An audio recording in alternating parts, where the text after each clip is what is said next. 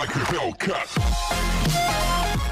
Welcome to my channel, and this is Cheltan Dumawal, and for today's video ay pag-uusapan natin at magbibigay ako ng aking opinion tungkol sa Kafala System na ipatutupad dito sa Saudi Arabia para sa mga workers dito na pwede silang maglipat ng ibang employer. So I salute kay Secretary Mama O. So ito guys, at tara at sabay-sabay nating panoorin ang kanyang mga sinabi sa Senate, dahil sobrang salute ako sa kanya na may concern siya sa mga DH, dahil sa Kafala System ay wala ang mga DH sa kanilang ipapatupad na yon, para sa mga skills workers lang yon. So wala ang DH, so kailangan natin magbigay ng ating opinion kung bakit kailangan ng DH doon sa Kafala System na yon. So tara na guys at sabay-sabay nating panoorin. Ito na guys, at panoorin nyo kung anong sinabi ni Secretary Mama para sa mga DH na nangangailangan ng Kafala System. Many issues could be discussed that will be framed, in the future be the subject of a law that will be passed by Congress to protect the interests of our domestic workers especially. It is very, very unfortunate and very sad that this happened. The case of Dimopilis. The people are now saying that we really have to open up this thing. There must be a reason why it has happened, in order to protect the interests and the welfare of the other domestic, the Filipino domestic workers in the whole world.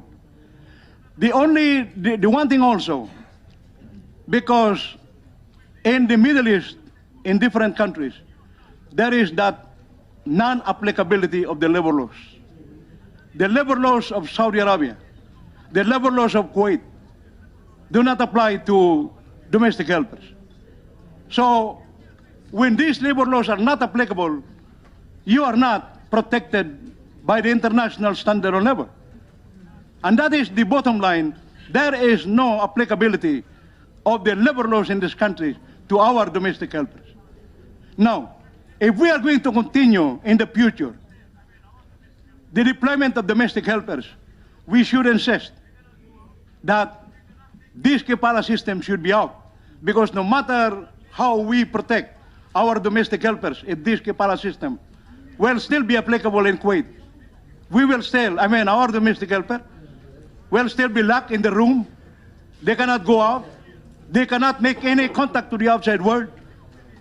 They cannot send letters. They cannot call. That can be done by the employer. And this happened to the case of Dimopilis.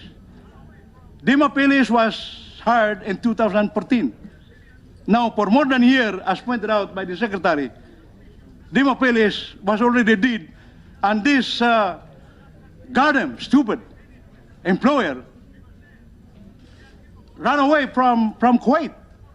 He's a Lebanese, he's a Syrian, so maybe this is again another opening that we should never allow any non-citizen of that country to employ any domestic helper, because then they are capable of going out. They will just go out of the border of Kuwait, go to Lebanon, go to Syria, and nobody can find them. So I think this is an opening for the House of the Senate to frame up legislation that will help this administration in protecting the interests and the welfare of the domestic workers all over the world. Thank you very much, Secretary Mama O. Ng mga domestic helper natin, na mga Pilipino, dahil marami nga nangyayari na alam nyo naman sa Middle East, at alam natin ang mga nangyayari sa ating mga kababayan. Sobrang natouch ako dun sa last na sinabi niya. So, i-replay ko para malaman niyo. So, ito na guys yung last na sasabihin niya.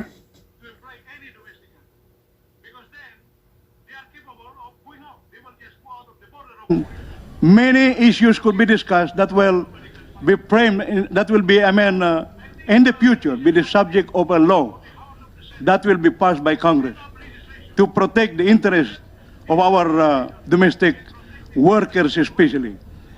It is very, very unfortunate and very sad that this happened. The case of Dimopilis. The people are now ayun guys, napanood ninyo saying ang that mga we sinabi really ni have Secretary Mama to O. open up this Sobrang thing. na-touch yung There puso must ko be a bilang reason isang why this domestic happened. helper. Ayan, sana makapasama yung mga domestic helper sa Kafala System na yun. Hindi lang yung skilled workers kasi kailangan din namin ng dignidad at kailangan din namin ng protection para sa ating mga kababayan dito sa Saudi Arabia at kung sa Kuwait man o kung saang bansa man na nandito tayo sa Middle East. So, mas maganda talaga na isama sa Kafala System ang mga domestic helper. So, DH, ayun yung ibig kong sabihin. So, ayun lang guys, at sana mapasama yung mga domestic helper sa Kafala System dahil sobra na talaga yung nangyayari dito sa ating mga kababayan. Kahit gusto nating tulungan yung mga kababayan natin dito, hanggang sa panood na lang tayo at sa sakit ng dibdib yung mga nangyayari sa mga domestic helper dito. Sana yun yung number 1 na tutukan ng ating mga gobyerno dahil kawawa yung mga domestic helper sa totoo lang. Magdamag ang kanilang trabaho, minsan wala silang tulog, minsan stress, ang dami talagang problema ng mga domestic helper. Ayun. So sana mas tugunan nila ng pansin ng mga domestic helper kasi nakakaawa talaga kung makikita nyo sa social media na humihingi ng tulong na wala kang magawa. At isa sa biktima rito ang aking pinsan. So, binugbog din siya ng amo niya nung nakaraang mga ilang buwan na 6 months na at nakauwi na siya. Salamat naman sa Diyos at walang nangyari. Ewan ko kung anong dahilan na gusto yatang umuwi kasi finish na yung contract niya, ayaw pa siyang pauwiin. So, sumagot siya na kailangan niyang umuwi. So, ayun ang experience ng isa kong relatives dito sa Saudi Arabia. Nakakalungkot. Umingi din ako ng tulong kahit kanino, kay Sir Rafi Tulfo. Ayan, syempre, kailangan agad-agad na maalis na natin yung domestic helper sa isang bahay kasi alam natin na may mangyayari na hindi maganda. So, yun lang guys ang aking opinion. Sana mapasama sa Kafala System ang mga domestic helper. Sana prioritize nila yung mga domestic helper bago ang skilled workers kasi mas kailangan to ng domestic helper ang Kafala System at maging protection din to para sa kanila. So yun guys, manood guys at sana may natutunan kayo dito at kung kayo anong opinion nyo, i-comment nyo lang sa box ko ang inyong opinion tungkol dito sa mga Kafala System at domestic helpers. So, ayan guys, ipag-pray natin ang mga domestic helpers na nandito sa Saudi Arabia na sana lagi silang safe. So, maraming salamat sa panonood sa akin. At kung hindi ka pa nakasubscribe sa aking channel, please subscribe to my channel and click mo na rin ang bell para notify ka sa aking mga bagong videos. So, maraming salamat at mabuhay kayong lahat. God bless you guys.